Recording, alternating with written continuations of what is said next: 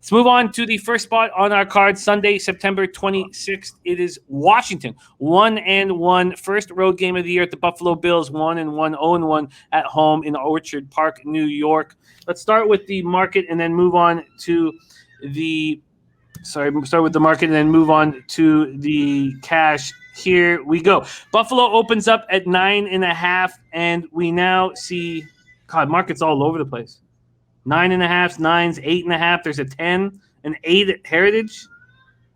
There's now the 10, mind you, at Sports Interactions at plus 105, but this market is all over the place. Wow. The total opened at 46.5. It's now at 45.5. Let's take a look at the cash flow here. Now remember, this is just Tuesday night cash flow, but let's see where it's at. 6,897 tickets in. 54% of the tickets and 81% of the cash is on the Bills to smash. Then we have 57% of the tickets on the over and 49% of the cash on that over. Washington's on an extra rest and prep after winning on Thursday night at home over the Giants 30-29. The reason why I didn't back the Chargers this past week was because Birdie was confident with his Cowboys, and the key thing for him was the extra rest and extra preparation. Now, they were fortunate. Dustin Hopkins missed that 48-yard field goal, was saved by the Dexter Lawrence penalty. Let's get a titty in his mouth. I'm supposed to be a professional here. We throw a titty in his mouth as soon as possible. Listen, we're trying to run a pro show. Get some titties in some mouths. Please throw a titty in his mouth. The only way this show gets made. Taylor Heineke making just his second career regular season start, first since 2018 with Carolina. He was good, 34 for 46, 336 yards, 2 touchdowns, a very costly interception. He's bound to make mistakes. Scary Terry McLaurin, favorite weapon, 11 catches for 107 yards, 1 touchdown. JD went for 5 catches for 83 yards. Logan Thomas, 5 catches for 45 yards. Antonio Gibson ran 13 times for 69 yards, but Washington's defense did not look good. So when I hand this over, I do really want you to touch on that. On the Giants' first possession of the game, they went 79 yards on 11 plays, scored a TD, made it look very easy. They scored on their first 4 possessions of the second half. Jonathan Allen had 2 sacks. Kendall Fuller, Montez Sweat, 1 each. The Bills are coming off a dominant 35-0 win at Miami. Allen was 17 for 33, 179 yards, 2 touchdowns, 1 interception. Also ran 5 times for 35 yards. We get the Buffalo Talk Radio here, 5:50 a.m. up here in Toronto. And all of the calls were fans worried about Josh Allen, worried about his numbers, worried about him. They were just told to calm down. Everything's fine. He didn't need to push it, and he didn't push it. Diggs caught 4 passes for 60 yards and a touchdown. Sanders, 2 catches for 48 yards. Singletary ran 13 times for 82 yards. Zach Moss got back on the field after being the surprise healthy and active in week 1. 8 carries for 26 yards, and it didn't help his cause with a fumble. Bills' defense was dominant. 6 sacks led by Russo's 2. They're so deep with pass rushers. They have 8 pass rushers. They have 8 defensive ends that they can bring out there. They have a really nice roster. They knocked Tua Tagovailoa out of the game after just 2 series. Epinesa blew past Jesse Davis, who's now hurt, and hammered him. He got sacked twice. Tagovailoa got sacked twice on 2 possessions. Did not look good. Levi Wallace had an interception, and this Bills team is a very healthy, dangerous group. But should they be this big of a favorite? And what do you think of this total at 45.5? Bebsie, take it away. Washington, Buffalo. Well, yeah, let's get that out of the way. It is a pretty big spread. 8s, 9s, 10s, wherever you're looking. It is a big spread against a competent Washington football team. I have been underwhelmed with their defense so far. Like, their defense, I thought was going to be fantastic. I thought, Chase Young in year 2.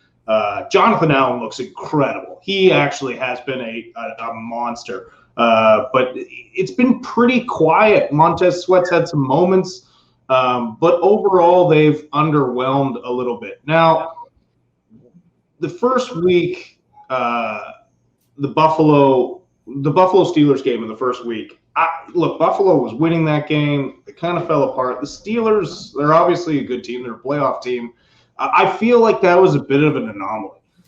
This Bills team is loaded. I don't know if they let the hype bury them, and now they got to climb out of it. But look, I like this Bills roster. It is super talented. Like you talked about, that defensive line just has pass rusher after pass rusher. I don't know how well Washington is going to be able to handle. The other thing too is Scary Terry. Okay, phenomenal game last week. But if he's the only target, I mean, he's going to have Trey White all over him this week. That's a way tougher matchup. I know James Bradbury had a great year last year. I don't know if I think he's that fantastic. He did get a pick in that game, a costly pick, as you talked about. But I just think it's a much more difficult matchup. Look, Washington could be in trouble, and I don't think that's an overreaction to them stomping Miami. Obviously, losing Tua was a big hit early on, but this is a real tough spot for Washington. Nut Flush On says, "Tell you Bills are in the same mentality as last year. They're going to step on your throat, then kick you in the nuts." As long as their nuts like at the same time? Yeah, just make sure that the nuts aren't in the throat. But that's hard. Like, try kick somebody in the nuts with your foot on their throat. C-Mac says, long legs. Yup, rest here for the football team. Classic overreaction to that Bills win. Bills minus 8.5 and going higher. I will wait and get the best number on the football team. If this gets to double digits, I completely agree with C-Mac. C-Mac will be closing our Sunday night or Sunday morning kickoff show as well. He'll be the last guest coming this weekend, and I'm looking forward to hearing his looks. I agree with him. I agree with him. Yeah, I'll second that. If this gets to 10, we bet Washington football team. So, and from a total standpoint, I do not know what to do with the Washington defense. Why don't we close with that and move on? Bebsie, what are your thoughts on this Washington defense? Is supposedly vaunted front seven after seeing them in action for 2 weeks. Again, I mentioned earlier they've underwhelmed.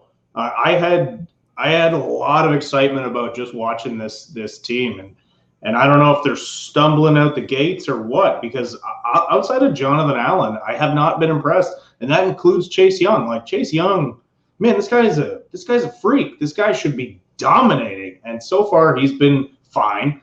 I haven't been blown away by him. I'm sure Washington fans will lose their mind and tell me about how he's the greatest DN in the NFL. But yeah, they've been underwhelming as a defensive unit so far. I think they've been fine.